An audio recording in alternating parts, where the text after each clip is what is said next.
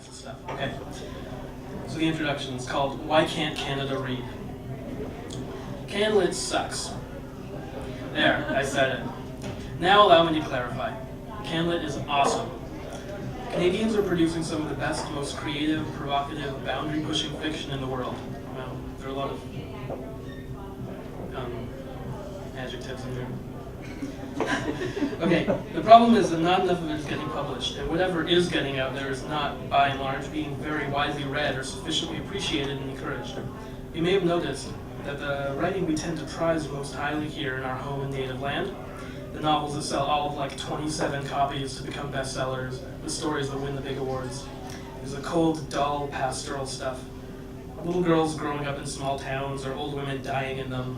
The stuff written by people named Margaret. You know what I'm talking about. The writing that's polished and pitch perfect, but says almost nothing. It feels weighty, but it's only dense. It seems serious, but it's really just baroque. It's not relevant or meaningful. It's banal. Maybe we want to distance ourselves from the perceived brashness and ascendancy of our American neighbors. I don't know. But whatever the reason, in this country, we've made a habit of celebrating the inoffensive and the mediocre. We'll barely acknowledge the existence of homegrown writers who haven't already gained international acclaim. Then once they do, we'll permanently brand them as immortal icons of Can'tLit. Regardless of the actual quality of their work, we'll add them to the canon to collect dust.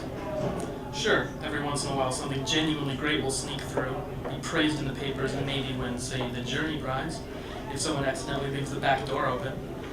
But then, just as often as not, the subsequent contributions of that writer will be ignored, and he or she will never be heard from again. There's so little money and so few resources available to invest in and promote our own culture that apparently we can't afford to take chances on anything that might not pay dividends or that could possibly piss someone off. And I doubt I'm the only one who's sick of it. I met Hal Niedvetsky in 2003 when I took a short story writing class he was teaching at George Brown College in Toronto. What I'd been writing was the kind of stuff that my high school writer's craft teacher, Mr. Kress, described as good but not very marketable.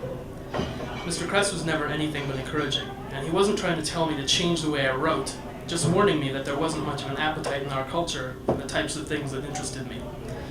So I signed up for this creative writing program hoping to be able to learn a few new tricks, connect with other writers who might be trying to do the same things that I was, and find someone who could maybe guide me towards some success where I'd previously been failing. Hal turned out to be the perfect person for this. Way back in 1995, Hal started publishing a magazine called Broken Pencil, dedicated to the zine scene, the independent and alternative arts community that had been boiling below the surface of Canada's culture. The Broken Pencil mandate was, and is, to bring the submerged cultural urge into Canada's collective consciousness, to help lift it up and lend it legitimacy.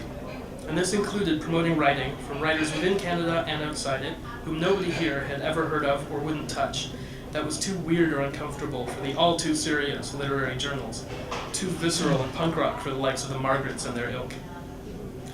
Hal told me that the story I wrote for that class was just the sort of thing the Broken Pencil likes. Well, one of the two stories I wrote, the other one he didn't much care for, actually. He said that I should submit it, and I did, and it was eventually printed in the BP 10th anniversary issue, right after the comic about a day in the life of an angst-ridden stripper. Not for lack of trying, it was my first piece of published fiction, unless you count my high school yearbook. Hal and I kept in touch after that, and a couple of years later, when he was looking for new associate fiction editors, he asked if I'd be interested. Hell yes, I was interested. Going through the dozens of fiction submissions that BP receives every month, I was amazed by how high the quality of most of them was. I mean, of course, some of them were terrible, but surprisingly few. It was painful only to be able to accept one or two of them per issue.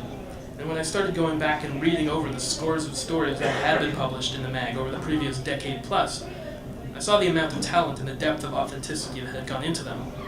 Yet recognizing that pretty much none of these writers were anything close to household names, and some of them, as far as I could tell, had never been published anywhere except Broken Pencil.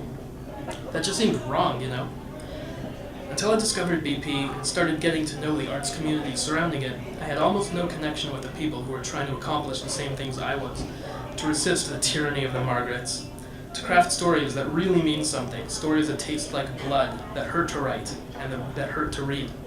That's why I thought it was important to put together this collection. Not only to promote as widely as possible the work of writers who were unfairly forced to toil in obscurity, and some who still are, scribbling their insights between shifts at Chapters or Kinko's while the smug authors of boring-ass bestsellers polish their GGs. But also to show emerging writers that there is a place and a need for that sharp, offensive urban fiction, for that all-around weird shit in the otherwise mostly bland and soulless field of the Canadian literary scene, and hopefully to continue working to expand that space. Check it out. You might even discover that you belong here too. Thanks.